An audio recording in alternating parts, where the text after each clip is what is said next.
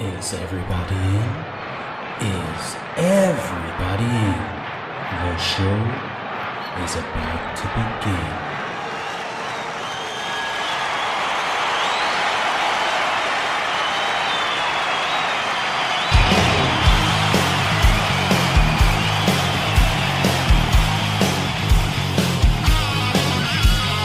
Welcome to the podcast, concerts that made us, interviews and stories, tales from the bus. We love taking you back to when it all went down. The greatest live shows and the cheering crowd sound. It's concerts that made us, concertsthatmadeus.com.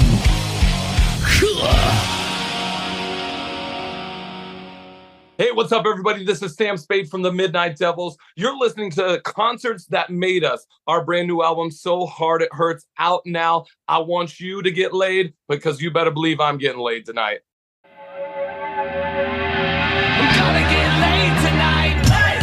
I'm gonna get laid tonight. I'm gonna get laid tonight. Gonna get laid tonight. Making out a list. I'm an optimist. Nothing goes. Finally get kissed. Putting on my best clothes. Getting her a red rose. Watch out so I don't get pricked. Gonna get laid tonight. Gonna get laid tonight. Gonna get laid tonight. Gonna get laid tonight. Sniffing my armpits, making sure I don't sweat. Cover up the zip on my face. Don't wanna break up, touch on my makeup. Don't forget my way, cool shade. Begging my dad, please, won't you give me the car keys? Go back upstairs, you ain't going nowhere. Looking like a disgrace, wash the stuff off your face. I can't wait to blow this place.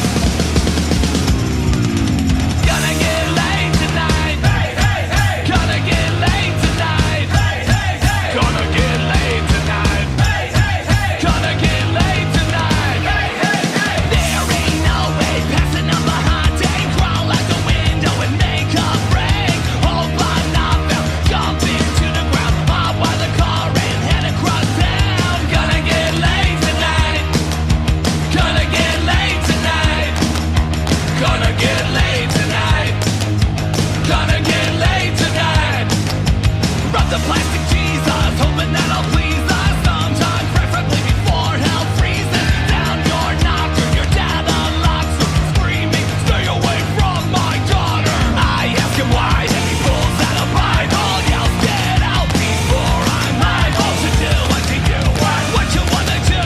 Look to my sweet little Susie Q. Gonna get laid tonight. Gonna get laid tonight. Gonna get laid tonight. Gonna get laid tonight. Gonna get laid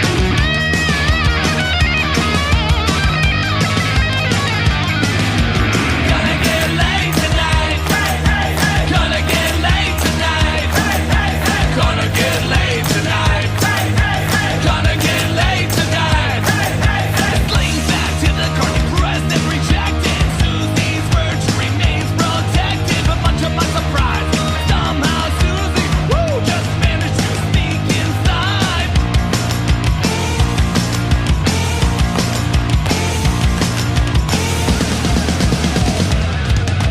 Gonna get laid tonight. Gonna get laid tonight. Gonna get laid tonight.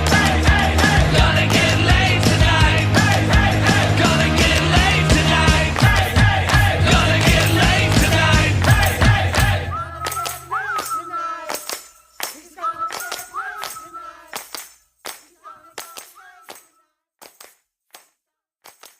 Sam, I have to say it is absolutely fantastic to have you back on the show.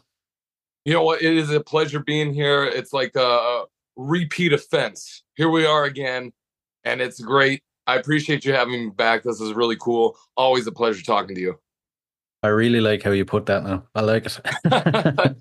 Now, first off, you guys, you just won an award, the Best International Youngblood at the HRH X Awards in the UK. How does it feel to see all the hard work being recognised? I absolutely love it. I think it's incredible.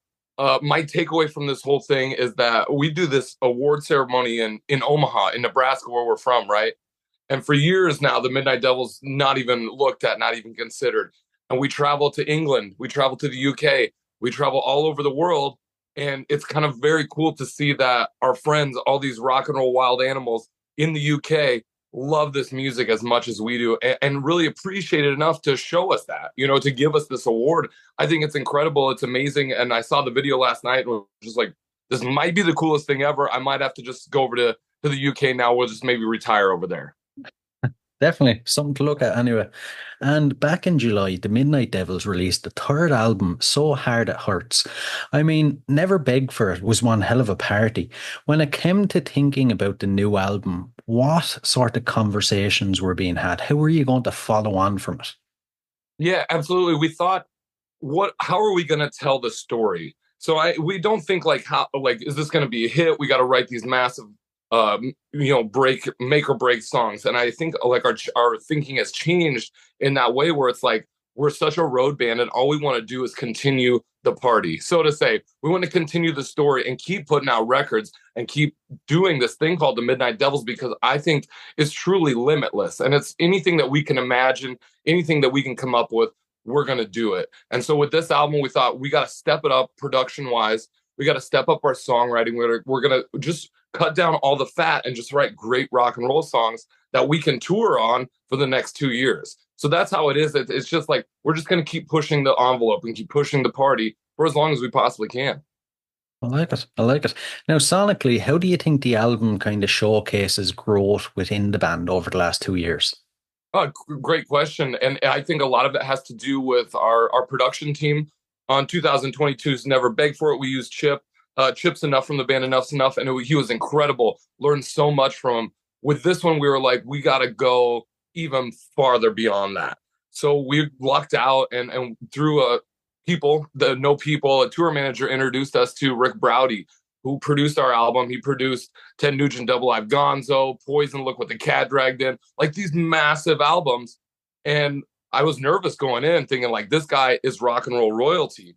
And we went to his house and he sat down and really gave me personally like a master class on how to write great songs. And sitting there with the gold records on the walls, the platinum, you like seeing Def Leppard and Joan Jett, all these, you're like, I think we're in good hands.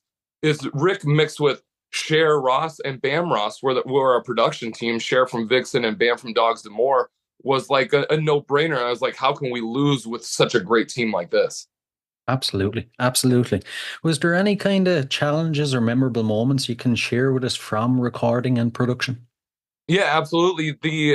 So we are kind of based in 3 different cities. The Midnight Devils, I'm in Nebraska, Sniper's down in Oklahoma City, and then Jimmy's all the way down in New Orleans. So the big hurdle for us was to get us all together, get all the songs ready to rock. And then we rented a van and drove 24 hours straight through all the way down to Florida just to start the recording process. And we were down there for maybe a week, sleeping on floors, my brother's floor and Rick's couch and all this stuff. I think that kind of is an old school way of doing it. And it lends to being around each other and talking. And that's really like what's missing. It's that simple, is that we spend so much time together. We almost have this own way of talking and making jokes and entertaining ourselves. So I think those road trips and those hard times really can be felt and heard on that record. And the amount of work that we put in, we sat around at this beautiful place in Florida and kind of secluded ourselves from the rest of the world and just knocked this album out and had a blast doing it. I love it. I love it. Do you think more bands need to do that? I mean, would you guys ever be open to, recording over the internet, sharing files, stuff like that? Yeah, we've talked about it. And I think that with technology comes limitless possibilities. And I've done a few songs here and there that we've shipped out. And I think it is a cool way to kind of to bridge the distance gap, if you will. But that being said, there's something special and something magical and something that you can hear when all the guys are in the room playing. And that's undeniable. And that goes back to watching our heroes and what our heroes did, what Kiss did, what Van Halen, what the Ramones did. They were all in the same room and they all lived it right there. And that's the cool thing about our songs, is that every one of the songs comes from a story that we had while we were on the road touring for the last 2 years. So it's a really cool thing to see these songs kind of come alive because of some stupid moment we had on the road somewhere, overseas. And I think that's the really cool part about it. Yeah, absolutely, absolutely. Back to the production team. With three heavy hitters like that, you've got Rick, Cher, and Bam.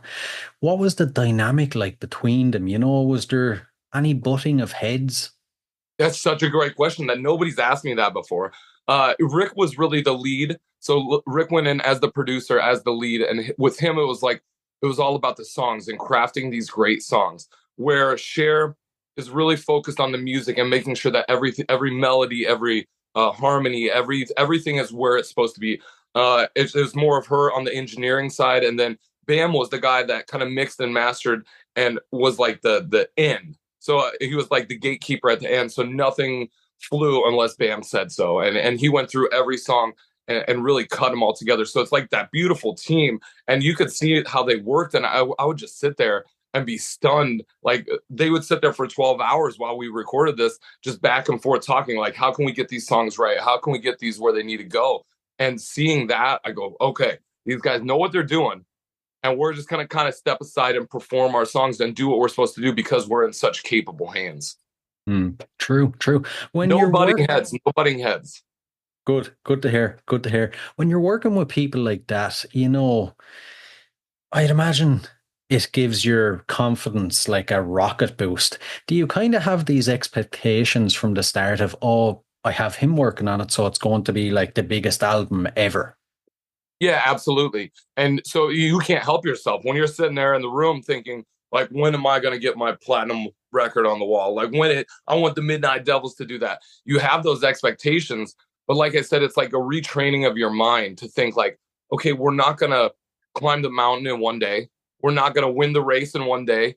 And especially with the Midnight Devils, I've come to learn it's a long haul. And we're just going to chip at that mountain and just become ingrained in the psyche of anybody that we come across. So with that, I just wanted to put out an album that we thought we were really proud of. And like I said, told that story and was one step above what we did in the past. And I think that's what it boils down to is how are we going to move forward positively, no matter how far we move forward, as long as we're moving forward positively. Like that's all I can really ask at the end of the day. True. And that's one thing that comes off the bat straight away with you guys. You're one of the most positive group of people out there in the rock and roll community. There's not one bit of negativity around you guys. It's great to see. Yeah.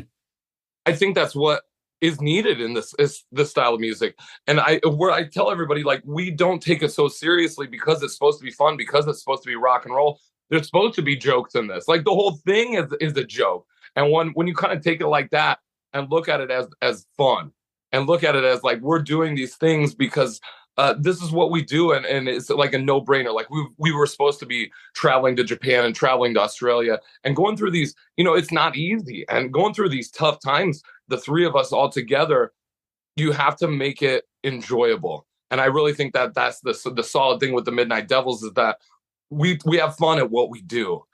And I think that's what's missing in rock and roll. I love Steel Panther. I love what they do. I think they're great.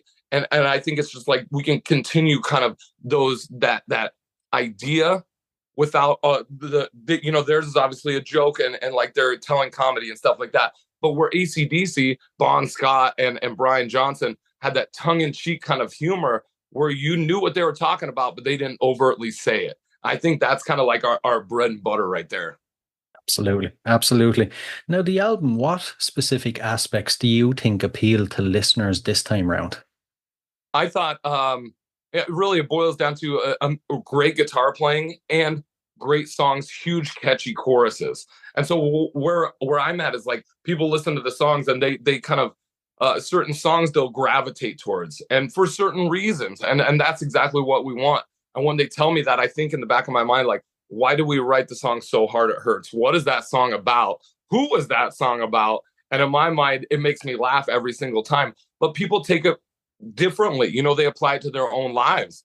And that I love that. And they can go, I love the song for this reason. And I love the song for this reason. I go, that's exactly what we're going for. It's kind of that it applies to everybody, no matter who you are, man, woman, anybody. It doesn't matter what color your skin is. The Midnight Devils are here to party, and we're taking everybody along with us for the ride. I think that's the big appeal.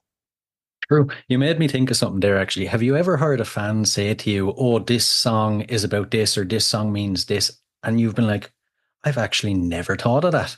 Yes, all the time. And especially so the new single is called Get Laid, and it mentions a girl's name, Susie Q.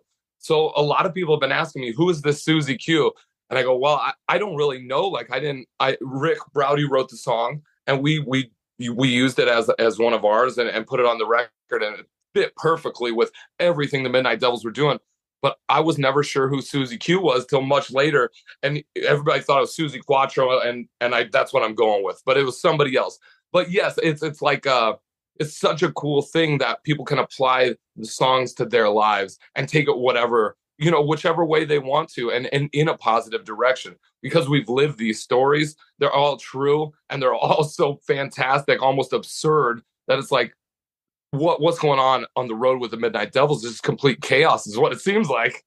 Yeah, yeah. You'd actually be perfect for like a Scooby-Doo style Yes. cartoon about you guys, you'd never be shocked.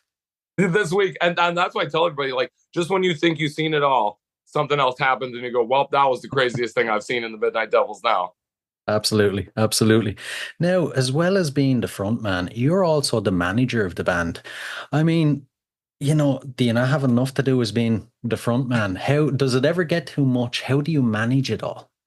I think that I love the style. I love this music. I love what we do, and it's kind of like that challenge.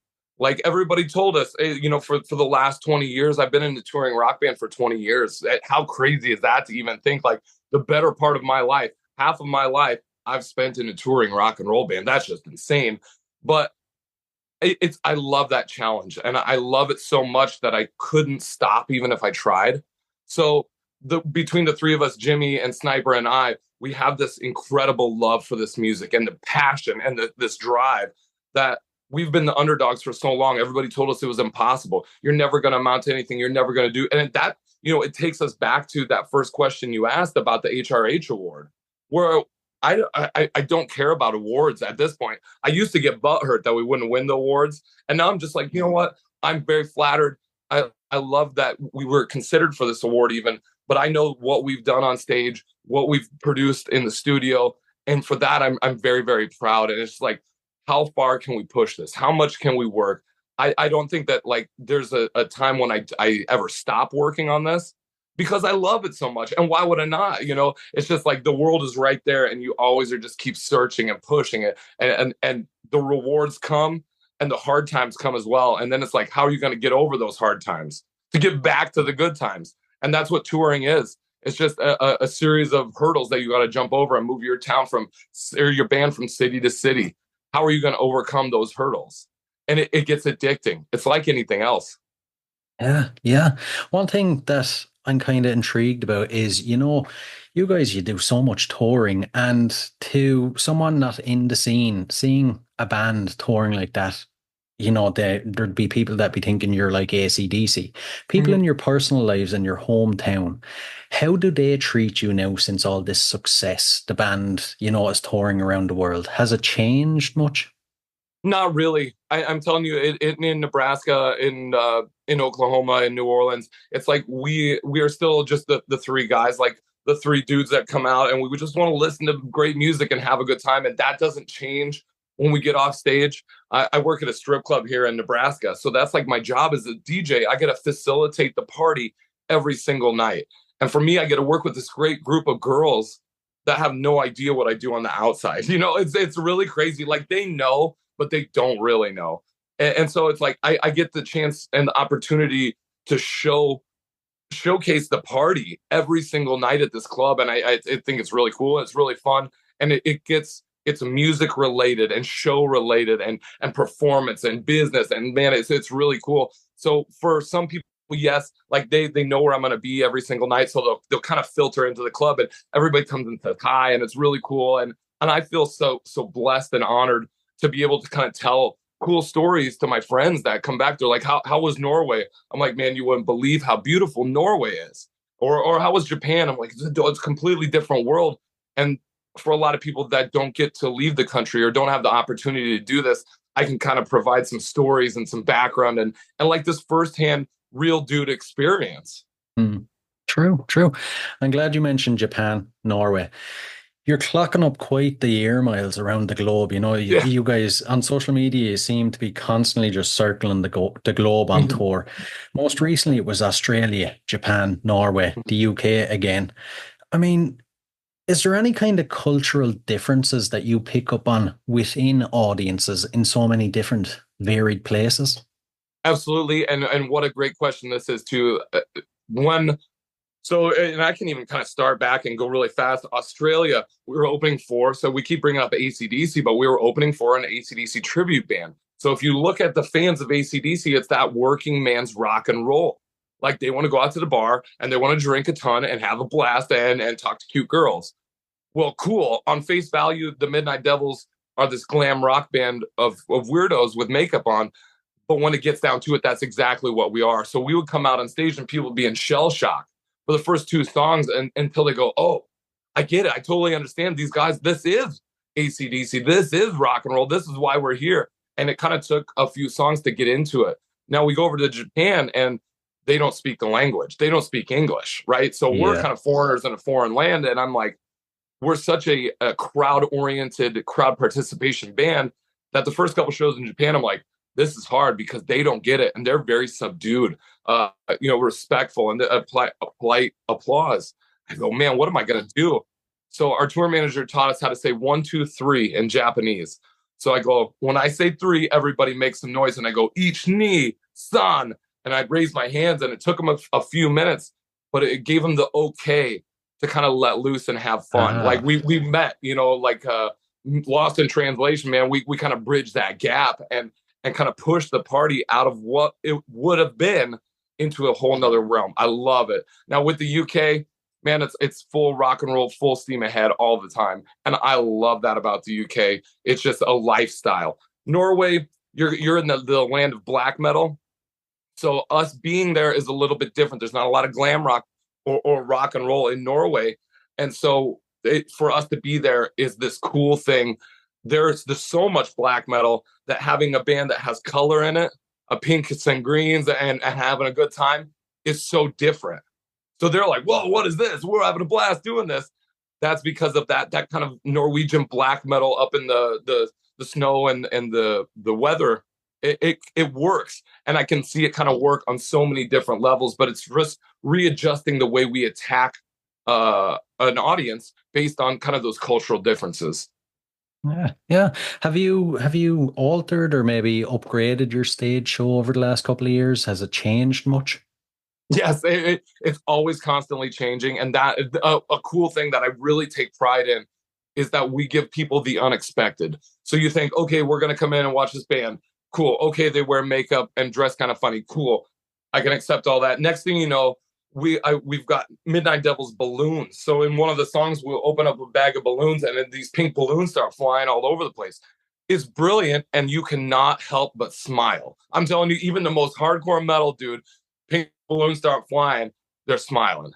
And so I thought, okay, well, it's anything that we can really imagine now. Anything that we can think of, we can kind of implement into the show to kind of give it a little bit extra. So we got robes. I got a hat that has lasers on it. So it's just like the stupidest thing. But all of this has to pack into like a suitcase that we can put on the plane. So it's like you can do so much, but you're limited to size.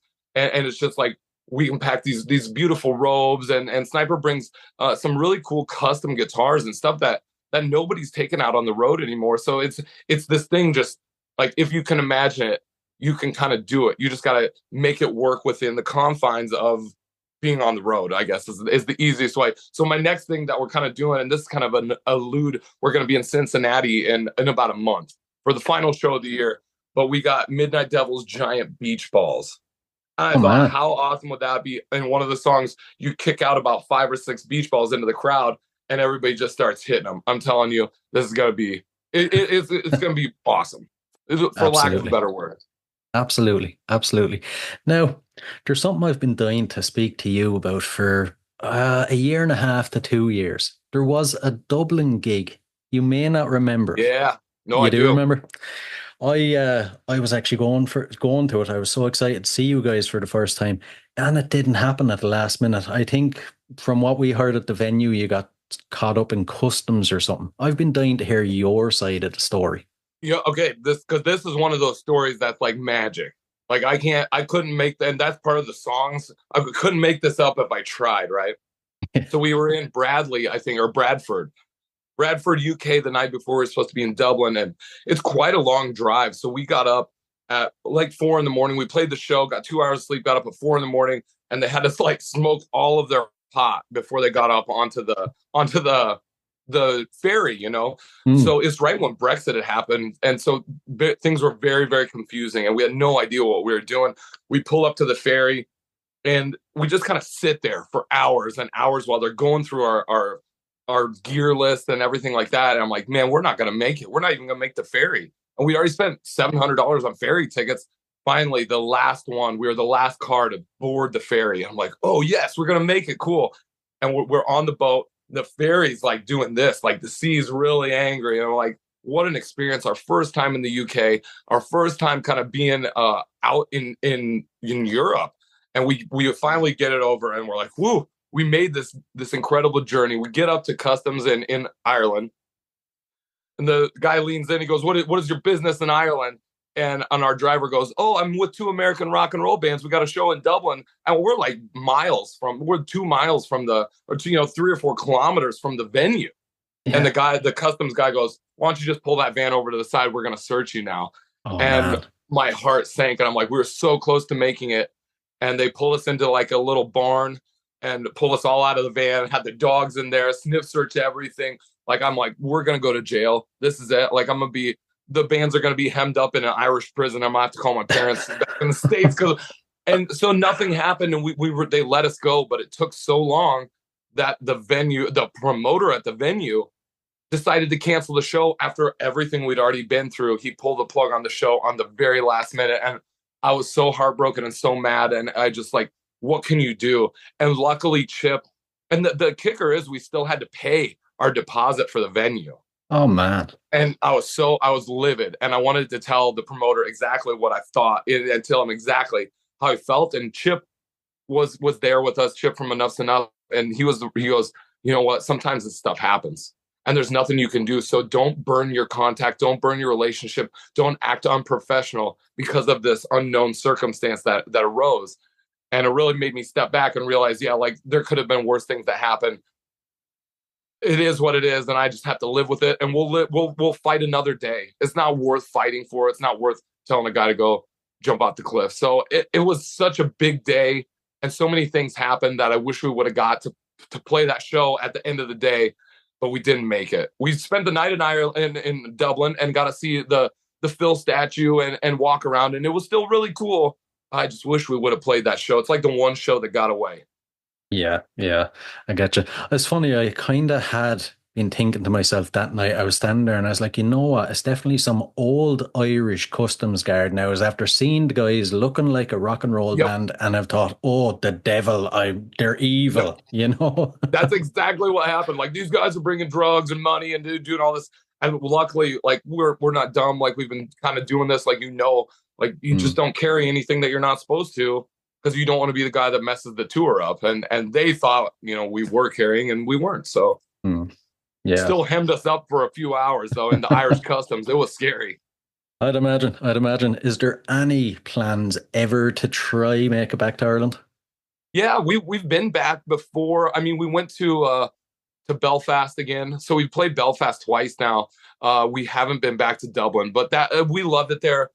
We've done really, really well in Belfast, so I don't see why there would be any reason we wouldn't come back to Dublin. Like the custom stuff does not shake me at all, and they showed us a better way to get through. Right. Like there's easier ways to cross the sea and get into Ireland. We just happen to take the most difficult way.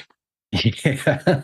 Hey, if I have to get a rowboat and row you across the English Channel next time, I'll do it. I think if you just fly straight into Dublin, like there's no problems at all. So I think that'll be the next thing that happens. True, true. And before we dive into the final few questions, then, future plans. You mentioned the gigs in Cincinnati. What else can you tell us that's coming up? So right now we are just discussing it and really putting together what is going to be our 2025 schedule, and we're just going to be continue to tour supporting this album. And my kind of idea was, why don't we just make every song on the album a single, and just we'll just promote every song. No bands haven't done that, not that I know of. Just every song has a video, or every song has something that kind of pushes that song. So I don't see any reason we couldn't tour for the next 2 years on So Hard It Hurts. We got a live album we're kind of sitting on. We got a best of album we're kind of sitting on. So we're going to be doing a US tour for sure, because we haven't done a US tour in almost a year and a half now. Like, we did a small run, but we haven't hit our home base. And I think that's really like our go-to. We'll do that. And we're talking to our promoter in the UK right now about bringing us back for next year. So kind of with all the action that's come because of the HRH award, the Midnight Devils are in demand, and not only in demand, but people know that when you book that band, or when our name's on that flyer, it's going to be a party, it's going to be a story, and there's going to be some ridiculous thing that happens that you don't want to miss. So I think that's at this point, that's like our selling point, is you put us on that bill and insanity will ensue. So there'll be more Australia, like we're talking with another Australia tour, another tour of Japan, and I don't see why it just can't keep going. And really, that's all we want at the end of the day, is just to keep going and to keep touring and keep traveling and keep hanging out with our friends. Like that, at the end of the day, that's why we do this. Absolutely. I love to hear it. I love to hear it. I'm so excited now to see where you guys pop up, in Yeah. 2025, 2026. It's just, like I said earlier on, it's like a cartoon. You just wouldn't know where you guys will end up. And that's the cool thing. It's the dangerous, and it's not dangerous, but it's like that unpredictability. Yeah. Is that anything can happen. It's that feeling. And I think that feeling is gone with a lot of rock bands, that everything's tracked, and their shows are the same every single night.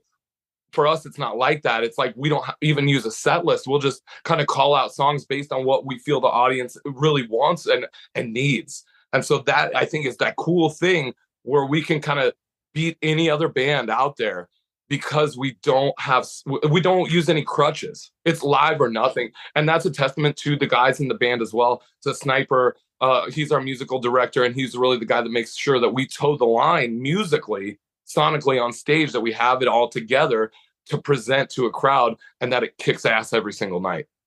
Absolutely. Absolutely. Right. We'll dive into the last couple. There are Yeah. a couple of random ones. First off, besides music and the band, I know there's no time besides music and the band, but what are you currently obsessed with? Right now, it's history, and what a weird thing to even talk about. But I love history. I love American history, European history, anything like that. So being on tour is a really good excuse to go and see a lot of old buildings and to see all these historical sites. And I had no idea, but I went to college when I was younger, 10 years ago, 15 years ago, and drank my way through college, barely got a degree, but I passed. But one of my things, like my minors, was history. And I didn't know it at the time that I was really into all of this stuff. But realizing later on, with the wisdom with age, that, man, I love history. And I think going out and seeing beautiful buildings and churches and where stuff happened is kind of a cool thing. Absolutely. Absolutely. What's the coolest thing, or your favorite thing you've seen on tour then? Like we went to, I was just thinking about that the other day. We went and saw, we've seen so many great things. We saw John Bonham's grave. Awesome. That was amazing. We went and saw, where were we? We saw, and it always comes down to graves, but we saw Bon Scott's grave, which was just killer, on like his birthday.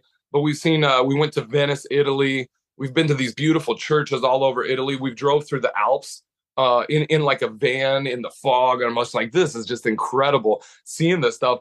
Down in Australia, seeing the Opera House. Like, how awesome is that? The Sydney Opera House. We took a boat around, just doing that kind of touristy stuff that my friends back home would never ever do. And I love doing that, and kind of love finding those little like hole in the walls. Like, hey man, we're just gonna go out for a walk, and we found these beautiful cathedrals or stuff just hidden in Italy somewhere. I love that stuff, and it kind of gets my my weirdness tingler going, where I'm like, we need to keep doing this. This is so much fun. Yeah, absolutely. You know what? I don't want to add anything else to your plate now, but you have to write a book about your adventures at some stage. I think I've had this idea. So you're not the first person to bring this up. And I go, you know what? I'm going to start writing. And so at the beginning of this year, I got a journal, and it's not necessarily a journal, but it's just a book that I capture everything that I see, everything that I feel. And I'm going to compile it into a book, I think, when the journal is done, and just all these great ideas. And it doesn't have to be a biography, but I want it to kind of be exactly what you said, just kind of like these tales and what happened, because they're too good to not capture. And people want to know, people want to read this stuff. And I even got a title for it. I think I'm going to call it Executing Destiny. So, Executing Destiny by Sam Spade. See, it sounds nice already. It actually does. It actually does. But the idea is like changing your patterns and the way you think, and changing your reality, kind of just, getting on a plane and altering your reality, going somewhere else and doing something completely different, but just living in that moment. And you've kind of changed your surroundings and changed everything about it. I think that's such a cool thing. And you can do it in your mind. Even if you can't travel, you can change your destiny and where you're at in your mind. And I think that's such a cool thing. And it's something that needs to be written about. Absolutely. Definitely. And the final question. So I wonder if it's changed since the last time. What's your go-to album? My go-to album changes all the time. So I really like, I love, right now, it is AC/DC, and it is Power Age. How weird is that? Ah, right. Yeah. Right. So like this, doing that AC/DC tour, meeting all these people that were fans of AC/DC, but being in that spot gave those songs a whole different meaning to me. And so now when I listen back, I go, I can kind of take myself, exactly like we talked about, back to that time and those good feelings that I had, standing on the side of the stage watching this band play these songs to these people going crazy. So it's like the beauty of music, man. It just can kind of take you and spin you, and for me, it always kind of puts me in a positive light. Like, man, I can get through anything. It doesn't matter how bad it is. I still have this beautiful thing called rock and roll that will help me get through any problem that I seem to have. It's also caused a lot of problems, I'm not gonna lie, but that's those hurdles we jump over. Exactly. Up and down. Look for the good again once you're in the bad. Yep, absolutely. Like, we'll get through this and they'll be good on the other side. Don't worry about it. Exactly. Sam, listen, as always, this has been an absolute pleasure yet again. Thanks a million. Thank you, Brian. I appreciate it, man. I really do. Great questions. Like, you had me thinking, which is beautiful. I love it.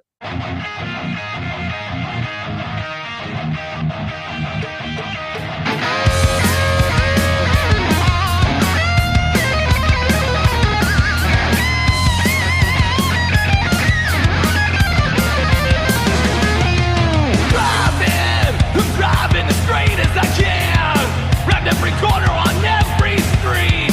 The chills they always go through, in the darkness without purview.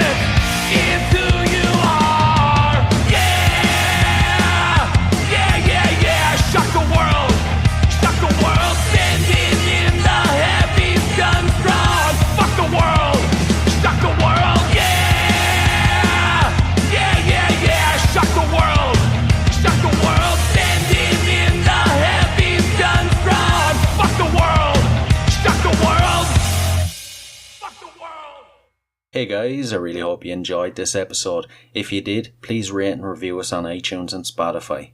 And if you're interested in signing up to Band Builder Academy, use the link in the show notes below and enter the code CONCERTS and you'll receive 10% off. So, until next time, keep rocking.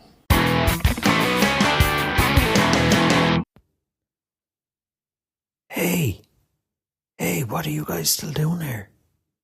The show's over. It's over. You can go home. Go on. We'll see you next time. We'll be here. Bye.